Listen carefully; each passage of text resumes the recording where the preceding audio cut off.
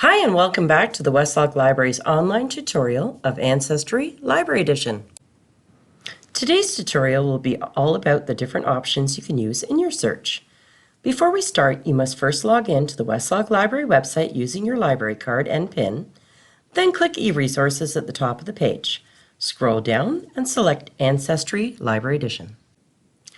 Ancestry Library Edition has over 30,000 global record collections. Included in those are access to over 11 billion different individual records. Information will vary, and not all records will be available for each ancestor. At this point, you might be thinking, whoa, this could get a little overwhelming.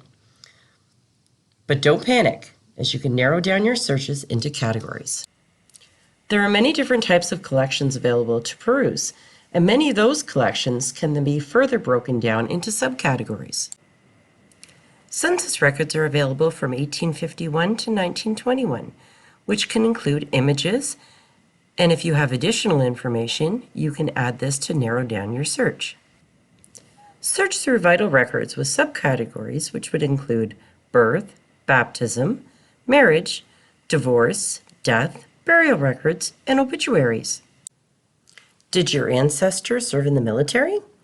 Military records can be broken down into draft, enlistments, service records, casualty lists, pension records, decorations, and awards, as well as disciplinary actions, and in some cases, photos. In immigration and travel, you can narrow down your search to include passenger lists, citizenship, passports, border crossing records, crew and ship lists, as well as pictures and descriptions.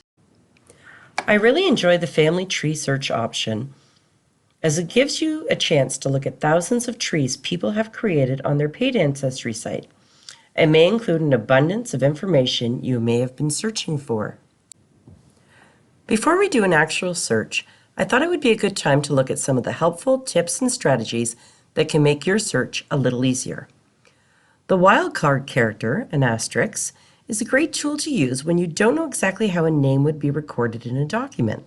For example, searching CHAR asterisk will return hits on names like Charles, Charlie, Charlene, or Charlotte. You must type in a minimum of 3 letters before putting in the wildcard. The truncation symbol, a question mark, is used when you want only one letter of a name to be different.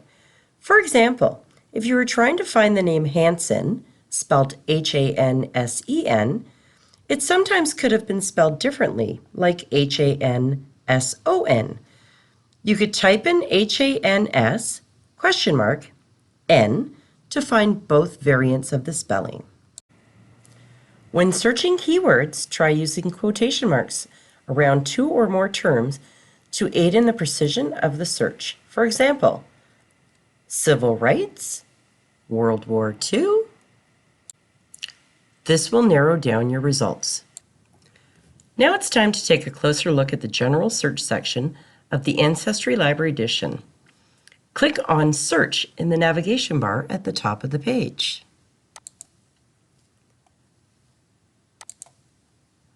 Once loaded, you'll see 3 different sections on the page. At the top, you'll see the General Search field. This section has a drop-down arrow entitled Show More Options. If you click on this, you can enter in additional information you may have to help narrow down your search. To the right is a heading called Special Collections. This is an option to narrow down your search into different types of records. There are many to choose from. And if you scroll all the way down, you can also search for records by location.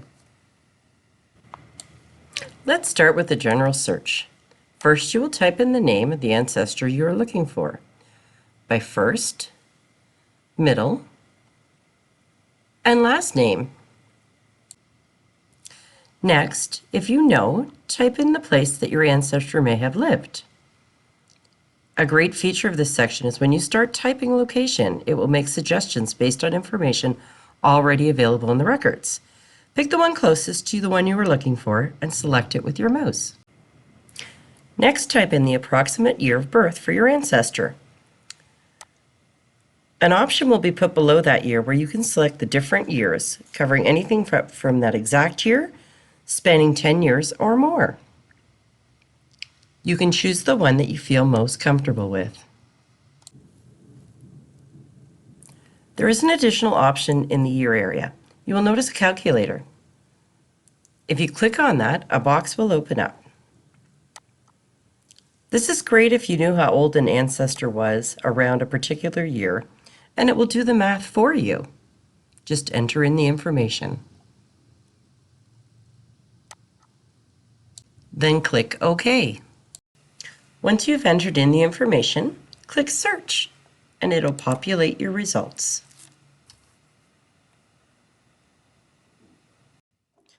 On the left-hand side of this page, you will see the option to either edit your search and include more information, or below that to filter by category. This step is entirely up to you. On the right-hand side will be the list that's populated for your search. Please remember that not all records that populate are specific to your ancestor, so it is important to scan through each of them. If you hover your mouse over one of the blue links on a record, it will show you a preview of the information on that record. If it looks like that might be a match to your ancestor, just click on the blue link and this will open the document.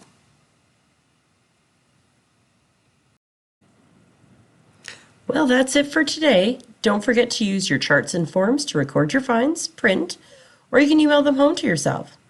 I hope you've enjoyed this tutorial, and if you have any questions, feel free to comment below or call us at 780-349-3060. Next time, we'll be taking a closer look at message boards and how you can use them to expand your search. Until then, have fun exploring what you've learned today. Bye for now.